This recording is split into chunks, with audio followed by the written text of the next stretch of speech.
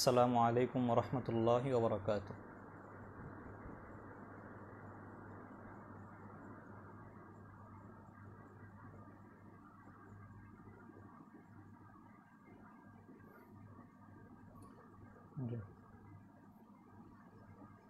আলহামদুলিল্লাহ রব্বিল আলমিন ওসসালাতু ওয়াসসালামু আলা সাইয়্যিদিল আম্বিয়া ওয়াল মুরসালিন ওয়া আলা আলিহি ওয়া সাহবিহি আজমাইন। রব্বি ইশরাহ লি সাদরি ওয়া ইয়াসসির লি আমরি ওয়াহলুল উকদাতাম মিন লিসানি ইয়াফকাহু কওলি। রব্বি জিদনি ইলমা রব্বি জিদনি ইলমা রব্বি ইয়াসসির ওয়া লা তুআসসির ওয়া তাম্মিম আলাইনা বিল খাইর। আন-নুহা 5 মিনিট মাদ্রাসা লাইভ কর্তৃক আয়োজিত এই অনলাইন দর্সের নিয়মিত আয়োজন দর্স ইলমুল ফারায়েজের আজকের পঞ্চম দর্সে যারা লাইভে যুক্ত হচ্ছেন বা হবেন অথবা পরে ভিডিওটি দেখবেন সবাইকে জানাই আন্তরিক মোবারকবাদ। তো বিগত 4টি দর্সে আমরা ইলমুল ফারায়েজের প্রাথমিক কিছু বিষয় আলোচনা করেছিলাম।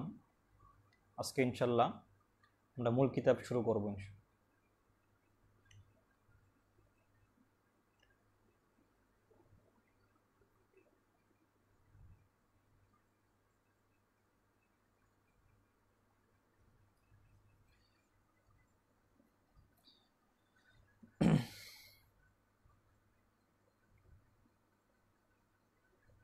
জি, কিতাব পড়ছি আমি। বিসমিল্লাহির রহমানির রহিম। আলহামদুলিল্লাহি রব্বিল আলামিন হামদাশ শাকিরিন ওয়াসসালাতু ওয়াসসালামু আলা খায়রিল বারিয়াতি মুহাম্মাদিন ওয়া আলিহি তাইয়্যিবিন আত-তাহিরিন। আল ফারাইজু নিসফুল ইলমি ক্বালা রাসূলুল্লাহি সাল্লাল্লাহু আলাইহি ওয়াসাল্লাম তাআল্লামুল ফারাইজা ওয়া আল্লিমুহান নাস ফা ইন্নাহা নিসফুল ইলমি। জি, প্রথমে হামদ সানা এবং দুরুদ।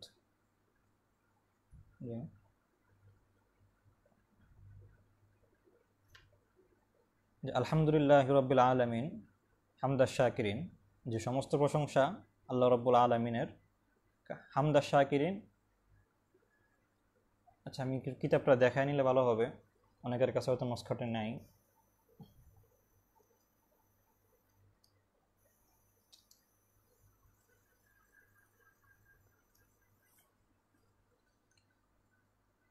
জি, পড়ছি।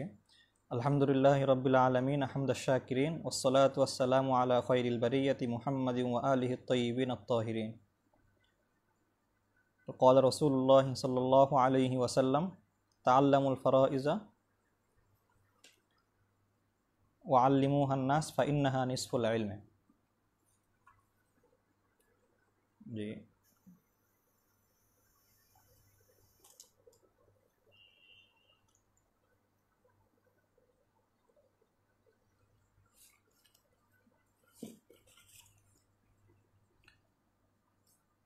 যে সমস্ত প্রশংসা আল্লাহ রব্বুল আলমিনের, এমন প্রশংসা যেটা আল্লাহর যারা কৃতজ্ঞ বান্দা রয়েছেন তারা যেমন প্রশংসা করে তেমন প্রশংসা।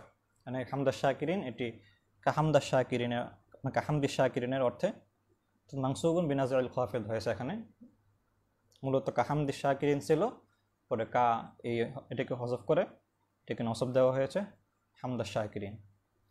পরে ওয়াসসালাতু ওয়াসসালামু আলা খায়রিল বারিয়া, এবং দুরুদ এবং সালাম জগতের মধ্যে সর্বশ্রেষ্ঠ ব্যক্তি মুহাম্মদ সাল্লাল্লাহু আলাইহি ওয়াসাল্লাম তার উপর এবং তার পবিত্র পরিবারের উপর। মানে ওয়া আলিহি তাইয়্যিবিন আত-তাহিরিন, এই তাইয়্যিবিন এবং তাহিরিন দুটোর একই অর্থ, তবে তাইয়্যিবিন বলা হয় যাদের অন্তর পবিত্র, মানে অন্তর পবিত্রতার ক্ষেত্রে আত-তাইয়্যিবিন শব্দের ব্যবহার হয়, আর আত-তাহিরিন ব্যবহার হয় বাহ্যিক পবিত্রতার ক্ষেত্রে। দুটোর অর্থে পবিত্রতা, তবে তাইয়্যিবিন ব্যবহার হয় কলব অন্তরের পরিচ্ছন্নতা পবিত্রতার ক্ষেত্রে, আর তাহিরিন ব্যবহার হয় বাহ্যিক বেশভূষার পবিত্রতার ক্ষেত্রে। এরপর মুসান্নিফ কিতাব শুরু করে দিলেন। প্রথমেই ইলমুল ফারায়েজের গুরুত্ব বোঝানোর জন্য তিনি একটি হাদিস এনেছেন। যে ক্বালা রাসূলুল্লাহ সাল্লাল্লাহু আলাইহি ওয়াসাল্লাম তাআল্লামুল ফারাইযা ওয়া আল্লিমুহান নাস ফাইন্নাহা নিসফুল ইলমি, যে আল্লাহ রসুল সাল্লাল্লাহু আলাইহি ওয়াসাল্লাম ইরশাদ করছেন যে তোমরা ফারাইজ শিক্ষা গ্রহণ করো এবং মানুষকে তা শিক্ষা দাও, কেননা সেটা নিসফুল ইলম, ইলমের অর্ধেক। তো এই হাদিসের সনদ নিয়ে আমরা বিগত একটি দর্শে আলোচনা করেছিলাম। হাদিসের সনদ নিয়ে সামান্য কথা রয়েছে যে এই হাদিসটি একটু ভিন্ন শব্দে দারাকুতনি, বাইহাকি, মুস্তাদরাক লিল হাকিম এবং ইবনে মাজাহ এই 4টি গ্রন্থে পাওয়া যায়। আবু হুরায়রা রাদিয়াল্লাহু আনহু সূত্রে এই মারফু হাদিসটি পাওয়া যায়। এই হাদিসের সনদে হাফস ইবনে ওমর নামে একজন রাবী রয়েছেন, যিনি মুহাদ্দিসিনদের ভাষায় মাতরুক এবং ওয়াহি, একদম দুর্বল রাবী, যার কারণে এই হাদিসটির ব্যাপারে কথা আছে। আমরা ইলমুল ফারাইজের ফজিলত নিয়ে বিভিন্ন হাদিস এবং আসার উল্লেখ করেছিলাম, আমরা সেগুলো শুনে নেব ইনশাল্লাহ। তো নিসফুল ইলম বলতে কি বোঝায় সেটা নিয়ে কিছু কথা। যে অনেক মুহাদ্দিসিন কেরাম এই নিসফুল ইলমের ব্যাখ্যায় কিছুই বলেননি। তারা বলেছেন যে নিসফুল ইলমের কী অর্থ সেটা আল্লাহ এবং তার রসুলই ভালো জানতেন, সেটা নিয়ে আমাদের ঘাটাঘাটি করার কোনো প্রয়োজন নেই। কিন্তু তবুও অনেক মুহাদ্দিসিন কেরাম সেটার আবার ব্যাখ্যা বিশ্লেষণও করেছেন নিসফুল ইলম বলতে কী বোঝায়। তো অনেক ব্যাখ্যা আছে, তোর মধ্যে আমরা 3টি বিষয় নিয়ে 3টি ব্যাখ্যা নিয়ে আলোচনা করতে পারি। 1 নম্বর ব্যাখ্যা হলো যে এখানে নিসফুল ইলম বলতে হাকিকি নিসফ না, অর্থাৎ সেটার গুরুত্ব বোঝানো হয়েছে, লিকাসরাতিল বালওয়া ওয়া উমুমিল ইহতিয়াজ ইলাইহি, যে এটি ব্যাপকভাবে ঘটে থাকে, সবার ক্ষেত্রে ঘটে থাকে, এবং সকলেই এর মুখাপেক্ষী হয়। তো যেহেতু সবার ক্ষেত্রে ঘটে থাকে এবং সবাই এই এলেমের মুখাপেক্ষী, তাই এটাকে নিসফুল ইলম অর্থাৎ গুরুত্বপূর্ণ একটি এলেম বলে আখ্যায়িত করা হয়েছে। দ্বিতীয় যে নিসফুল ইলমের ব্যাখ্যাটি সেটি হলো যে মানুষের যেই জানার বিষয়টি সেটি 2 ভাগে বিভক্ত। এটি হলো একটা জীবন যতদিন থাকে আর মৃত্যু পরবর্তী সময়, অর্থাৎ সমস্ত এলেম, আমরা যে এলেমগুলো আমরা জানি ওই এলেমগুলো জীবনের সাথে সংশ্লিষ্ট, অর্থাৎ যতদিন জীবিত রয়েছে ততদিনের বিভিন্ন মারহালা, জীবনের বিভিন্ন মারাহিলের ক্ষেত্রে ওই সকল এলেমগুলো প্রযোজ্য হয়ে থাকে। আর ফারাইজ এমন একটি এলেম যেটির প্রয়োজন পড়ে মৃত্যু পরবর্তী সময়। তো মানুষের জীবন যেন 2টি দিকে বাধা, একটি হলো জীবন আর একটি হলো মৃত্যু। সমস্ত এলেম যেহেতু জীবনের সাথে সংশ্লিষ্ট আর ফারাইজ হলো জীবন পরবর্তী মৃত্যুর সাথে সংশ্লিষ্ট, সুতরাং মৃত্যু পরবর্তীর সাথে যে এলেমটি সংশ্লিষ্ট সেটি কেমন যেন নিসফুল ইলম, অর্থাৎ এলেমের অর্ধেক হলো জীবনের সাথে সম্পৃক্ত আর এলেমের অর্ধেক হলো মৃত্যুর সাথে সম্পৃক্ত। সেই হিসাবে ফারাইজকে নিসফুল ইলম বলা হয়েছে। এটা সুন্দর ব্যাখ্যা। আরেকটি হলো 3 নম্বর ব্যাখ্যা হলো যে মানুষ যেসব মাধ্যমে সম্পদের মালিকানা হাসিল করে সেটি 2 ধরনের, একটি হলো ইখতিয়ারি এবং আরেকটি হলো ইস্তিরারি। ইখতিয়ারি হলো বাই শিরার মাধ্যমে যে মালিকানা হাসিল হয়, কোনো জিনিস কিনলে যে মালিকানা হাসিল হয়, অথবা কেউ কোনো জিনিস হিবা করলে, হাদিয়া দিলে যে মালিকানাটা হাসিল হয়, সেটি হলো মিলকে ইখতিয়ারি, সাবাবে ইখতিয়ারি। অর্থাৎ সেটা মালিকানা আমার হাসিল হওয়ার ক্ষেত্রে আমার ইখতিয়ার রয়েছে, আমি কোনো জিনিস কিনতেও পারি নাও কিনতে পারি, কেউ হাদিয়া দিলে সেটা গ্রহণ করতেও পারি নাও গ্রহণ করতে পারি। তো সেই হিসাবে এটা হলো সাবাবে ইখতিয়ারি। আরেকটি হলো সাবাবে ইস্তিরারি, মালিকানা হাসিল হওয়ার দ্বিতীয় মাধ্যম হলো সাবাবে ইস্তিরারি, অর্থাৎ যেটা আমি না চাইলেও আমি মালিক হয়ে যাব, সেটা হলো মিরাস। কেউ আত্মীয় স্বজন মারা গেলে, পিতা মারা গেলে পিতার মিরাসের মালিকানা সে ইস্তিরারিভাবে পেয়ে যায়। অর্থাৎ কেউ যদি বলে যে আমি আমার পিতার মিরাস লাভ করব না, এটা বলে কোনো লাভ নেই, সে অটোমেটিক সেটার মালিক হয়ে যায়। তো সাবাবে মিল্কের ভিত্তিতে নিসফুল ইলম বলা হয়েছে, অর্থাৎ অন্যান্য সমস্ত মালিকানা হাসিল হয় ইখতিয়ারান আর এটি হাসিল হয় ইস্তিরারান, তো এই হিসেবে বলা হয়েছে। তো এই হলো এই হাদিস সংক্রান্ত আলোচনা। আরেকটি বিষয় যেটি না বললে নয়, ইলমুল ফারাইজের রুকন এবং শর্ত নিয়ে আলোচনা। মিরাসের রুকন 3টি। কেউ কারোর থেকে মিরাস পাওয়ার, পরিত্যক্ত সম্পত্তি লাভ করার রুকন 3টি জিনিস থাকতেই হবে রুকন পর্যায়ের। একটি হলো ওয়ারিস, দ্বিতীয়টি হলো মুরিস, 3 নম্বরটি হলো হাক্কুন মাউরুস। অর্থাৎ মিরাস সাব্যস্ত হবার জন্য এই 3টি জিনিস অত্যাবশ্যকীয়। অর্থাৎ একজন ওয়ারিস থাকতে হবে, যিনি পরিত্যক্ত সম্পত্তি লাভ করবেন, তার অস্তিত্ব থাকতে হবে। আরেকটি হলেন মুরিস, অর্থাৎ যিনি মারা যাবেন তার পরিত্যক্ত সম্পত্তি ভাগ বটোয়ারা হবে, তার অস্তিত্ব থাকতে হবে। 3 নম্বরটি হলো হাক্কুন মাউরুস, অর্থাৎ সম্পদ থাকতে হবে। কারো যদি সম্পদ না থাকে তাহলে সে এখানে মিরাস নিয়ে কোনো আলোচনা নেই। তাহলে মিরাস এই শব্দটি যেখানে পাওয়া যাবে সেখানে এই 3টি বিষয় থাকতেই হবে।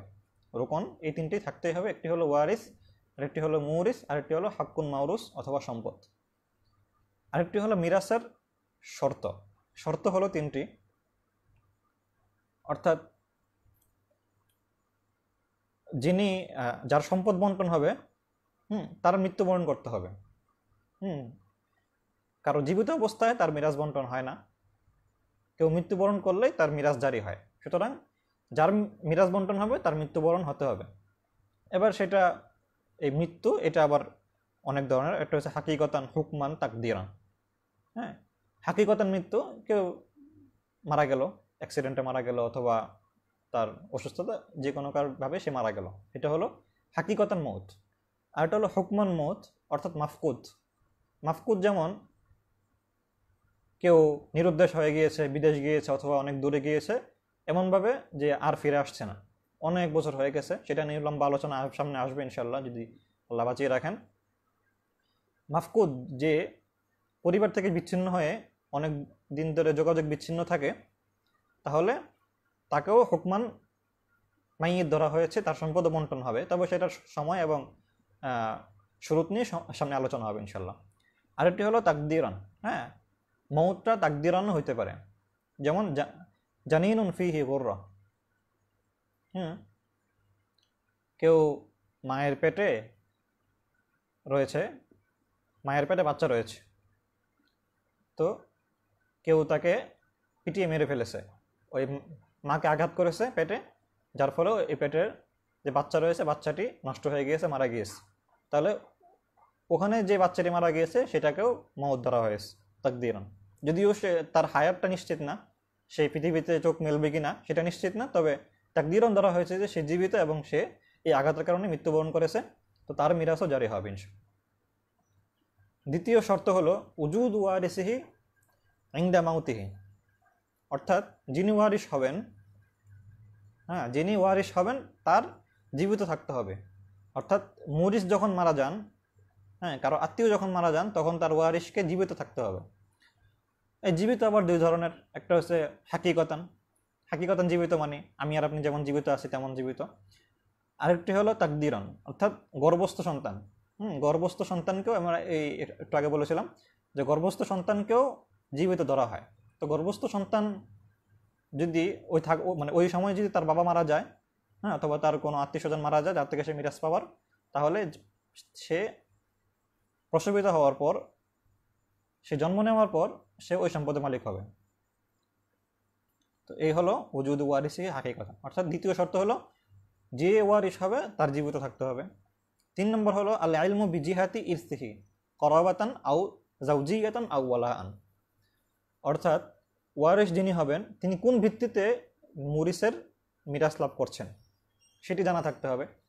একটি হলো আত্মীয়তার সূত্রে, অর্থাৎ পিতা মারা গেল, ছেলে মিরাস পাবে, ছেলের সাথে পিতার আত্মীয়তা। আরেকটি হলো জাওজিয়াতান, স্বামী স্ত্রী সম্পর্ক থাকে, স্বামী মারা গেলে স্ত্রী পাবে, স্ত্রী মারা গেলে স্বামী পাবে। আরেকটি হলো ওয়ালাআন, কোনো গোলাম মারা গেলে তার যদি কোনো আসহাবুল ফুরুজ না থাকে, কোনো আত্মীয় স্বজন না থাকে, তাহলে তাকে যে আজাদ করেছে যে মুনিব, সেই তার সম্পদটা পাবে। তো এখানে ওয়ালার সম্পর্ক, মুনিবের সাথে গোলামের ওয়ালার সম্পর্ক। তো এই ছিল রুকন এবং আসবাব, শর্ত। মিরাসের রুকন 3টি, একটি হলো ওয়ারিস, আরেকটি হলো মুরিস, আরেকটি হলো হাক্কুন মাউরুস। আর মিরাসের যে শুরুর শর্ত 3টি, একটি হলো যে যার মিরাস বন্টন হবে মুরিস, তার মৃত্যুবরণ সাবেত হতে হবে। আর যে ওয়ারিস হবে, সে জীবিত থাকতে হবে মুরিস মারা যাওয়ার সময়কার। আর তৃতীয় হলো সে কোন ভিত্তিতে মিরাজ পাচ্ছে সেটা জানা থাকতে হবে। সেটা কি করাবাতান আত্মীয়তা সূত্রে, নাকি জাউজিয়াতের সূত্রে, নাকি ওয়ালার সূত্রে। তো এই ছিল একটু আগের আলোচনা। এবার একটু কিতাব দেখাই।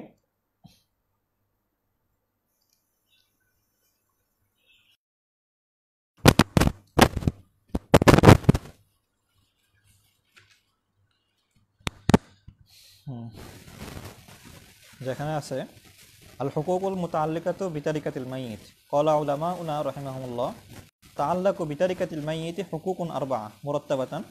আল আউয়াল ইবদাউ বিতাকফিনিহি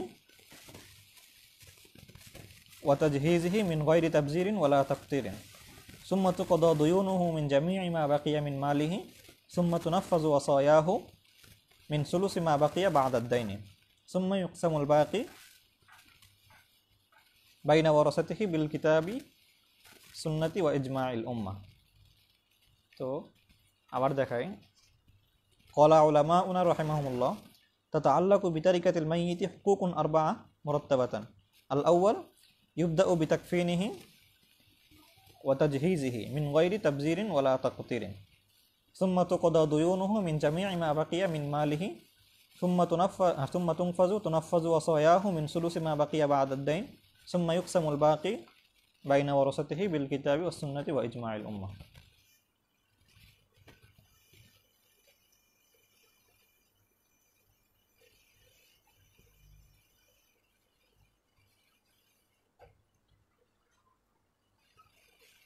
তো এ ছিল এবারত। তো এই চ্যাপ্টারের খোলাসা কি? এই চ্যাপ্টারের খোলাসা হলো যে কোনো ব্যক্তি যখন মারা যায় তখন তার সম্পদে 4 ধরনের হকযুক্ত হয়ে যায়। 4 ধরনের হক। প্রথম হলো, আগে মৌখিক আলোচনা করে নেই, পরে এবারত ধরিয়ে দেবো সহজে। প্রথমটি হলো কাফন দাফন সংক্রান্ত। কেউ যখন মারা যায় তখন তার যে সম্পদ রেখে যায়, সে যে সম্পদ রেখে যায় সেটা থেকে তার কাফন দাফন সারতে হবে। কাফন দাফনের খরচ বলতে কি বোঝায়? কাফন দাফন বলতে তার কাফনের যে কাপড় সেগুলো, এবং যদি তার কবরের জায়গা কিনতে হয়, যেমন অনেক জায়গায় আছে, মোহাম্মদপুর আমরা দেখেছিলাম যে বুকিং দিতে হয় 5,000 টাকা দিয়ে। তো ওই ধরনের যদি কিছু থাকে তাহলে সেটাও তার ওই মাইয়িতের তালিকা থেকে দেওয়া হবে। অর্থাৎ একদম কবরে নেওয়া পর্যন্ত যত খরচ রয়েছে, বৈধ খরচ, সমস্ত খরচ তার তালিকা থেকে দেওয়া হবে। এটি হলো কাফন দাফন সংক্রান্ত আলোচনা। অর্থাৎ মাইয়িতের সম্পদে সর্বপ্রথম খরচ হবে তার কাফন দাফন সংক্রান্ত। দ্বিতীয়ত, তার ঋণ আদায় করতে হবে, তার তালিকা থেকে তার ঋণগুলো আদায় করতে হবে। এটা কোন সরা না? এই সরাটির নাম হলো দালিলুল উরস। এটি লিখেছেন মুহাম্মদ নিজামউদ্দিন কিরানবী রহমতুল্লাহ আলাই। এটি মাকতাবাতুল বুশরার যে নুসখা সেখানে এটি যুক্ত আছে।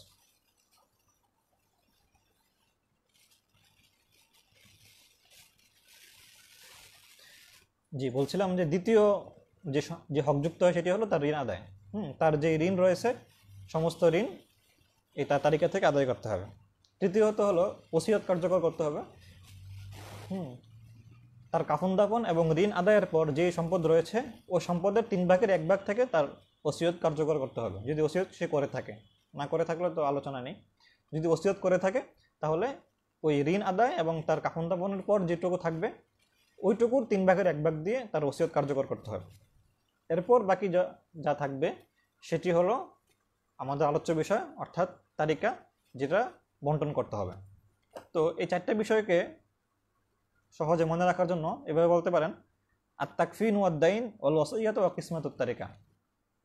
আত-তাকফিন ওয়াদ-দাইন আল ওয়াসিয়াতু ওয়া কিসমাতুত তারিকা। আবার বলি, আত-তাকফিন ওয়াদ-দাইন আল ওয়াসিয়াতু ওয়া কিসমাতুত তারিকা। এই 4টা পর্যায়ে হবে। তো আমরা বলছি যে কাফন দাফন সংক্রান্ত আলোচনা কোথায় হবে? কিতাবুস সালাত আর কিতাবুল জানায়েজ, বাবুল জানায়েজ যে রয়েছে সেখানে কাফন দাফন সংক্রান্ত আলোচনা বিস্তারিত হয়ে থাকে। দাইনের আলোচনা হয়ে থাকে মুআমালার অধ্যায়গুলোতে, এবং বিশেষ করে কিতাবুদ দাওয়া, হ্যাঁ, কিতাবুল বুয়ুর পরে যে কিতাবুদ দাওয়া আসে, কিতাবুদ দাওয়াতেও ঋণ নিয়ে আলোচনা হয়ে থাকে।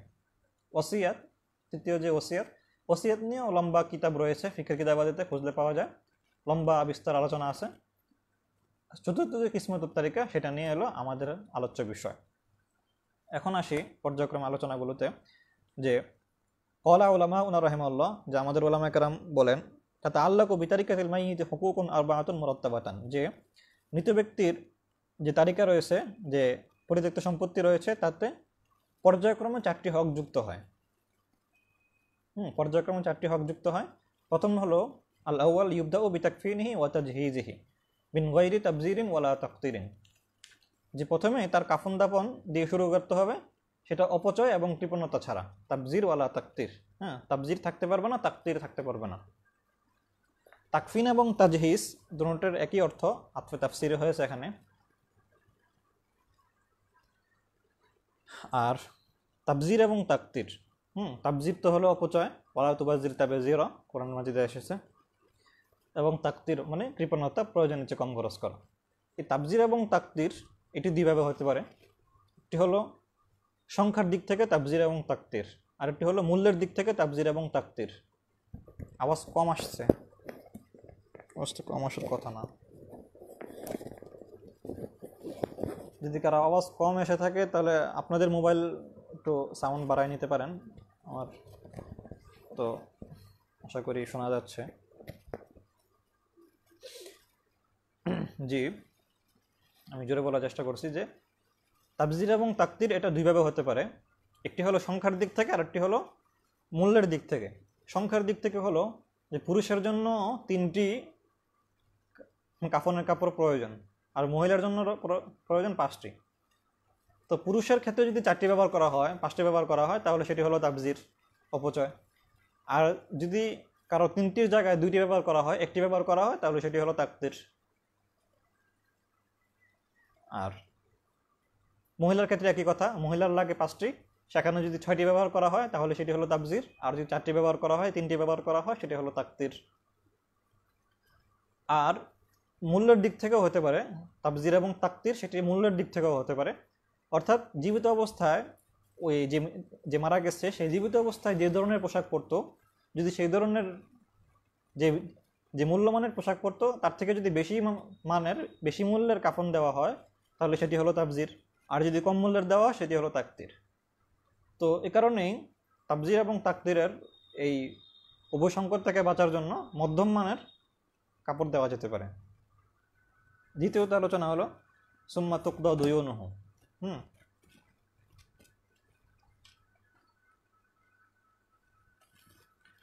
যে সুম্মা তুকদা দুয়ুনুহু মিন জামিই মা বাকিয়া মিন মালিহি, তার যে বাকি সম্পদ রয়েছে সেটা থেকে তার দাইন যে আদায় করা হবে, তার ঋণগুলো আদায় করা হবে।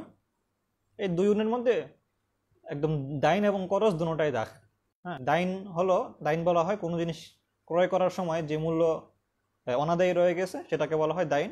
আর করজ বলা হয় যে সম্পদ অন্য থেকে ধার চেয়ে আনা হয়েছে, যেমন টাকা পয়সা, সেটাকেও এই দাইনের অন্তর্ভুক্ত। সুম্মা তুনাফাজু ওয়াসায়াহু, তারপর সুম্মা তুনাফাজু ওয়াসায়াহু মিন সুলুস মা বাকিয়া বাদাদ দাইন, দাইন আদায় করার পর যে সম্পদ রয়েছে সেটার 3 ভাগের 1 ভাগ থেকে তার ওসিয়ত কার্যকর করতে হবে। সুম্মা ইকসামুল বাকি বাইনা ওয়ারাসাতিহি বিল কিতাবি ওয়াস সুন্নাতি ওয়া ইজমাইল উম্মাহ, তারপর কিতাব সুন্নাহ এবং ইজমাই উম্মতের আলোকে তার বাকি সম্পদটি তার ওয়ারিসদের মাঝে বণ্টন করে দিতে হবে। এই ছিল এই অধ্যায়ের আলোচনা। তারপর হলো তারতিবু তাকসিমের তালিকা,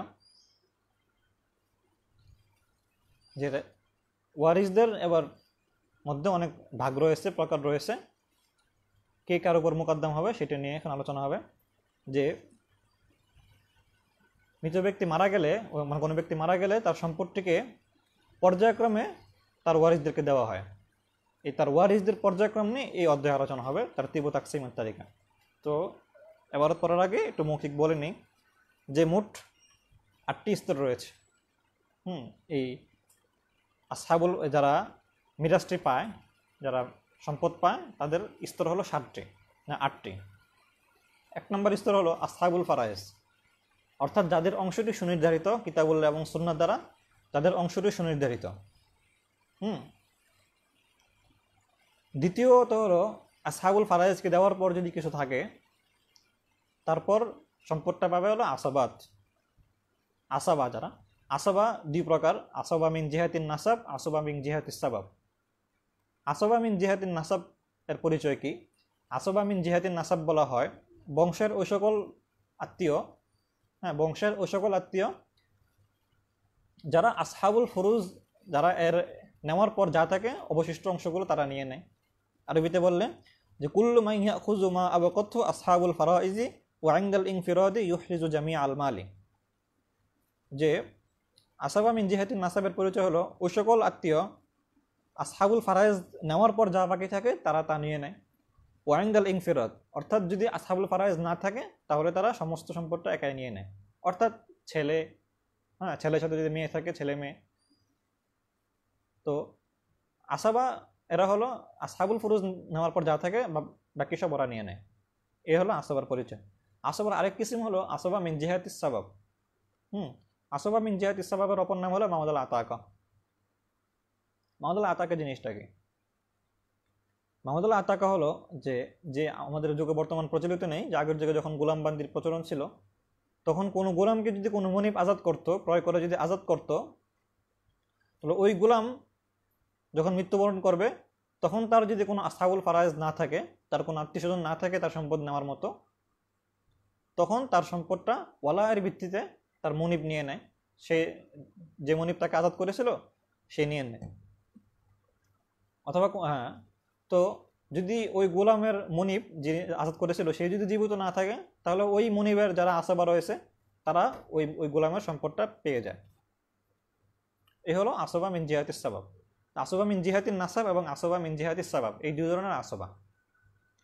তৃতীয়ত হলো রদ, রদ আলা জাবিল ফুরুজ, অর্থাৎ স্বামী স্ত্রী ব্যতীত যে সকল আত্মীয় স্বজন রয়েছেন আসহাবুল ফুরুজ রয়েছে এদের উপর রদ করতে হবে। অর্থাৎ যে সম্পদটুকু বাকি রয়ে গেছে সেটাকে আবার পুনরায় যারা পেয়েছিল আসহাবুল ফুরাইজের ভিত্তিতে ওদেরকে আবার বন্টন করে দিতে হবে। রদ, রদ মানে ফিরিয়ে দেওয়া। তারা তো এক ভাগ আগে পেয়েছিল আবার দেওয়া।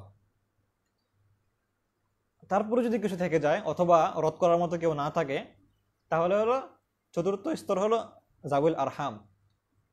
জাউল আরহাম হলো ওই সকল আত্মীয় যারা আসহাবুল ফারাইজ, আসহাবুল ফুরুজ এবং আসবা এই কোনো ক্যাটাগরিতেই পড়ে না। অর্থাৎ আত্মীয়তার তিনটি ক্যাটাগরি আমরা বলি। হ্যাঁ, মৃত ব্যক্তি যখন কোনো ব্যক্তি যখন মারা যায় তখন তার তিন ধরনের আত্মীয় হয়ে যায়। তার আত্মীয়তা তিন ধরনের ক্যাটাগরি হয়ে যায়। প্রথম হলো আসহাবুল ফুরুজ, যাদের অংশটি সুনির্ধারিত, সুদুস, সুলুস, রুবু, সুমুন এ সকল ভাগে বন্টিত হয়। দ্বিতীয়ত হলো আসাবাত, অর্থাৎ আসহাবুল ফুরুজ নেওয়ার পর যা থাকে বাকি সব ওরা নিয়ে নেয়, যেমন ছেলে। তৃতীয়ত হলো জাউল আরহাম। জাউল আরহাম হলো এই আসহাবুল ফারাইজ এবং আসবাত ব্যতীত যে সকল আত্মীয় রয়েছে, মামা, খালা, ফুফু, হ্যাঁ আশেপাশে যত আত্মীয়তা আছে সব হলো জাউল আরহাম। তো যেটা বলছিলাম যে সুম্মা রদ আলা জাউল ফুরুজ, যে আসহাবুল ফারাইজ যারা রয়েছেন তাদেরকে রদ করার পর যদি কিছু থাকে অথবা রদ করার কেউ না থাকে তাহলে চতুর্থ স্তর হলো জাউল আরহাম। অর্থাৎ ওই সম্পদটা তখন জাউল আরহামকে দিয়ে দিতে হবে। জাউল আরহাম নিয়ে লম্বা আলোচনা সামনে আসবে। তারা কারা, কে কার উপর মোকদ্দম হবে, কে থাকলে কে পাবে না, সেটা নিয়ে আলোচনা হবে। চতুর্থ হলো মাউলাল মুয়ালাত। মাউলাল মুয়ালাত কি জিনিস? মাউলাল মুয়ালাত যেটা আমরা আলোচনা করেছিলাম জাহিলি যুগের একটি প্রথা, যেটি হানাফি মাযহাবে বর্তমানে এখনো প্রচলিত আছে। অর্থাৎ কেউ যদি কাউকে বলে যে যে আজকে থেকে তুমি আমার বন্ধু, আমার যদি কোনো জরিমানা আসে তাহলে তুমি দেখবে, তোমার যদি কোনো জরিমানা আসে আমি দেখব। তো বিনিময়ে তুমি যদি আমার আগে মারা যাও তাহলে তোমার সম্পদ আমি পাবো, আর যদি আমি মারা যাই তাহলে আমার সম্পদ তুমি পাবে। এই ধরনের চুক্তিকে বলা হয় মুয়ালাত চুক্তি বা বন্ধুত্ব চুক্তি।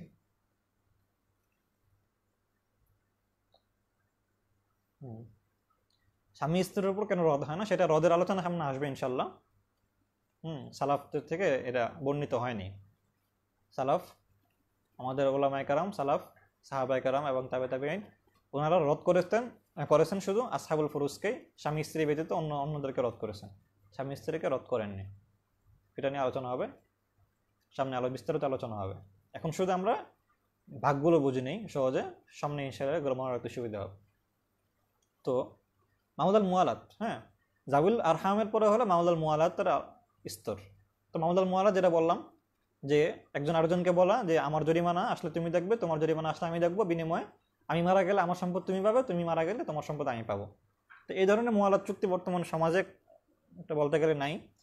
তবে একটা ক্ষেত্রে দেখা যায়, সেটা হলো ধরেন যদি কেউ কারোর হাতে ইসলাম গ্রহণ করে, কোনো হিন্দু, তার ফুল ফ্যামিলি হিন্দু, সে ইসলাম গ্রহণ করে আপনার কাছে এসেছে, তো সে ব্যবসা বাণিজ্য করে কিছু টাকা কামাই করেছে, তো সে জীবিত অবস্থায় ওই ব্যক্তির সাথে মানে এই ধরনের চুক্তি করেছিল যে আমার তো কোনো ওয়ারিশ নেই, হ্যাঁ, আমি মারা গেলে আমার সম্পদটা আপনি পাবেন। এই ধরনের একটা ক্ষেত্র হতে পারে মামলাল মুআলাতের ভিত্তিতে, হানাফি মাযহাবে যেটা স্বীকৃত। ষষ্ঠ স্তর হলো আল ইকরার, হ্যাঁ, সুম্মাল মুকরর, সামনে আসবে সুম্মাল মুকরর লাহু বিন নাসাবি আলাল গায়র। ইকরারের ভিত্তিতেও মিরাজ পাওয়া যাবে। তো ইকরার জিনিসটা কি? ইকরার হলো যে এই ক্ষেত্রে যে ইকরার, হ্যাঁ, মিরাজ মানে মিরাজ পাওয়ার যে ইকরার, সেটা হলো মাউদাল মুআলাত কাদের মধ্যে করা যায়। এটা যে কেউ হতে পারে, এটা কোনো ইয়া না, এটা যে কেউ হতে পারে। বর্তমানে সেটি নাই।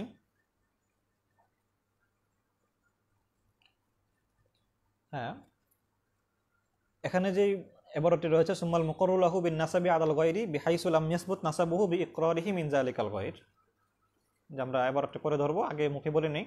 সেটি হলো ধরেন আপনার বাবা রয়েছেন এবং তো আপনি এভাবে ইকরার করলেন যে অমুক, একজন অপরিচিত ব্যক্তির ক্ষেত্রে বললেন যে অমুক আমার ভাই অথবা অমুক আমার চাচা। তো অমুক আমার ভাই এবং অমুক অমুক আমার চাচা, এ কথা বলার মানে হলো যে আপনার বাবার জন্য আরেকটি সন্তানের ইকরার করলেন আপনি।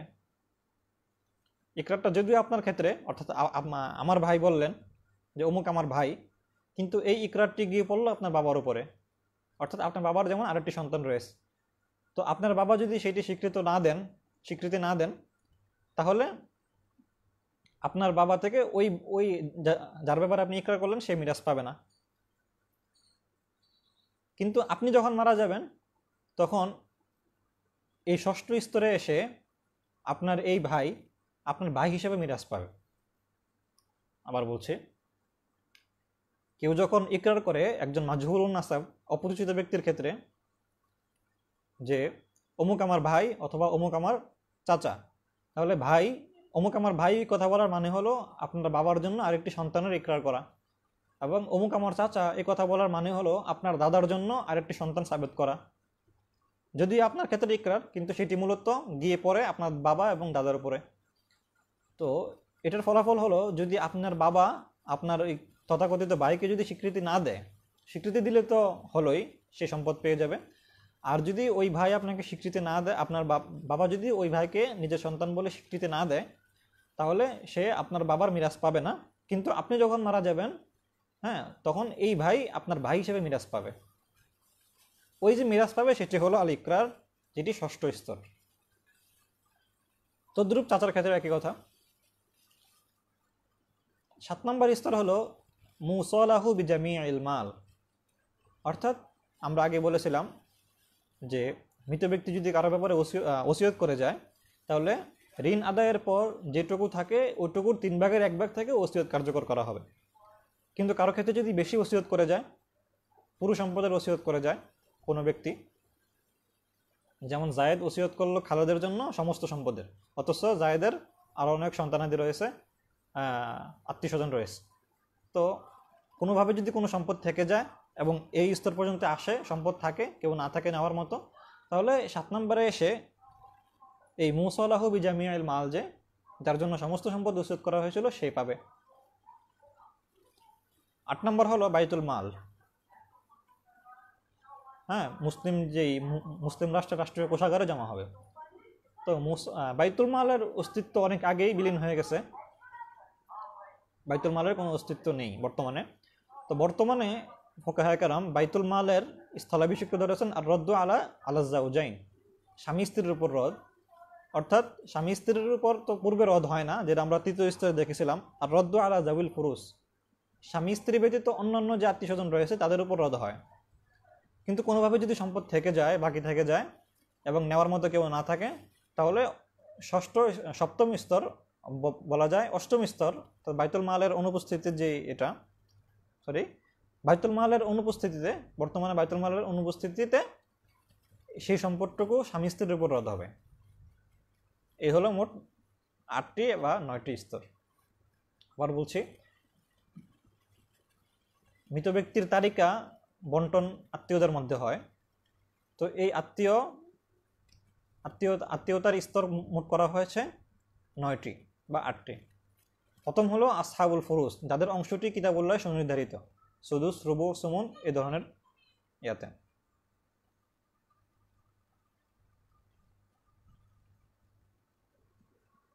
দ্বিতীয় হলো আসাবাত। আসবাটা 2 ধরনের, সেটি হলো আসবা মিন জিহাতিন নাসাব, আসবা মিন জিহাতিস সাবাব, সেটা আলোচনা করেছিলাম। তৃতীয় স্তর হলো আর রদ্দ আলা জাউল ফুরুস সিওয়া জাউজাইন। চতুর্থ স্তর হলো জাউল আরহাম। পঞ্চম স্তর হলো মাউলাল মুআলাত। ষষ্ঠ স্তর হলো আল ইকরার। সপ্তম স্তর হলো মুসালাহু বিজামিউল মাল। 8 নম্বর হলো বাইতুল মালের অনুপস্থিতিতে স্বামী স্ত্রীর উপর রদ। তো এই ছিল আলোচনা। এবার আমরা আবারও ধরি।